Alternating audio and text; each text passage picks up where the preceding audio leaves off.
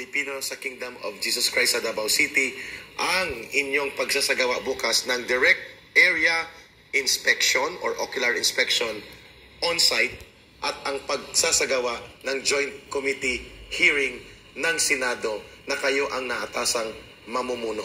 Ano po ang inyong inaasahang magiging interaction po ninyo at maa-achieve tungkol po dito sa lantaran at malawakang mga paglabag sa iba't ibang karapatang, pantao at fundamental na proseso ng batas na nasaksihan po natin in open display of defiance of law of the PNP upon orders of their authorities, lalo na ng DILG Secretary, ng kanilang Chief PNP, of course with the consent of the President. How important is this Senate undertaking tomorrow sa kalagayan ng humanitarian crisis na nagaganap ngayon sa compound ng Kingdom of Jesus Christ? Senator Bato.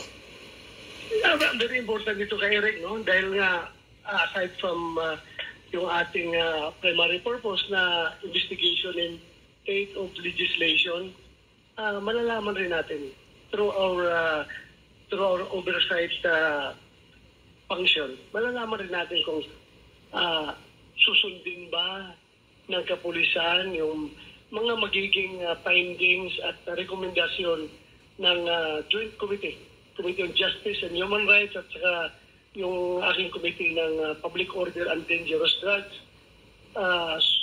Kanila bang susundin yung mga rekomendasyon at saka tatanungin rin natin bakit hindi sila sumunod sa utos ng korte. So malalaman natin yan bukas sa Eric. Ayun. Bukas ngayon, Thursday, di ba? Before po itong inyong ngayon ang Thursday, di ba? So ngayon ang ano? Investigation and on-site inspection on the area affected by this scandal of police assault and brutalities displayed on live stream sa matagal na 13 days na nagaganap dyan, ay nagkaroon po ng mga pangyayari kagabi and the other night na naghahakot ng mga semento, mga graba, at mga construction material. Either may tatabunan o may gagawin sila sa loob, but because of absolute denial of observation and inspection sa compound, lalo na sa school basement ng Jose Maria College, among other areas na kanilang hinukay na, ay hindi po ma-determine kung ano po ang purpose ng pagpupuslit ng mga semento at mga construction materials na ito 2 days before your holding of this Senate investigation and oversight actual site inspection.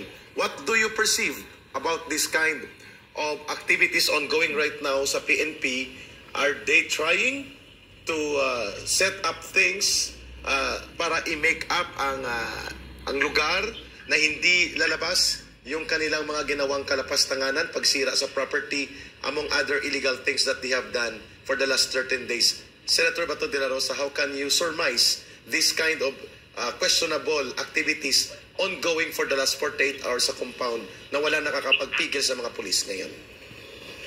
Hindi may tago ng kapulisan yan, Eric. Kahit anong gawin nila, kahit anong magic gagawin nila, hindi nila may tago yan. Dahil may video naman, may video, may pictures na nanggagaling doon sa loob na sila ay naghuhukay. Kitang-kita.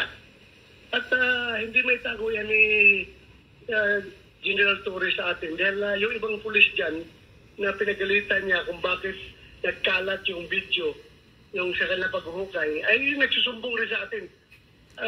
Yung mga pulis na talagang pinapind out ni General Torres kung sino ang nag-leak ng video bakit lumabas. Booking. So hindi nila tayo maloko, Eric. Hindi nila tayo maloko.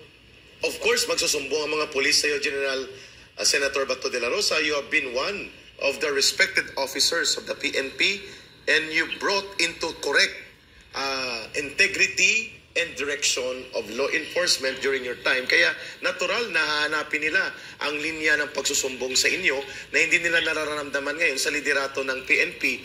And in fact, Senator Bato de la Rosa, may last question for this portion, ipapasa ko kay Brother Troy. Gaano po kahalaga itong binabanggit ni retired Lieutenant General Felmore Escobal? Kilala mo ito, Senator Bato de la Rosa, magaling na officer din ito.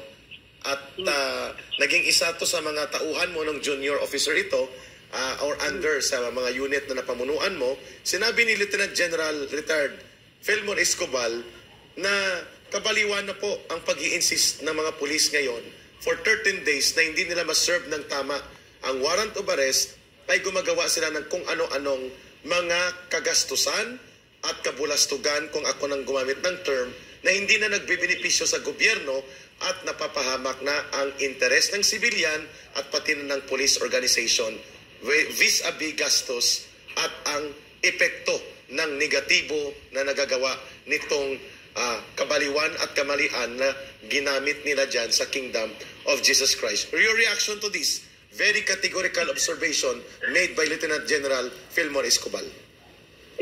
Totoo yan, Eric, no? Kasi naging pulis din yan at alam niya kung paano mag-serve ng warrant. Kaya siya ay nagtataka kung bakit gano'n na lang ang nangyayari ngayon. And hindi lang naman mga retired na pulis ang nagtataka. Yung pulis mismo, yung nandiyan kayo sa loob ng KOJC, sila rin ay nagtataka bakit ganito ang takbo ng ating pamulis ngayon. Sila rin ay nagtataka bakit ganito. Ganyan ang nangyayari. Kaya I am running out of reasons and I am running out of justification.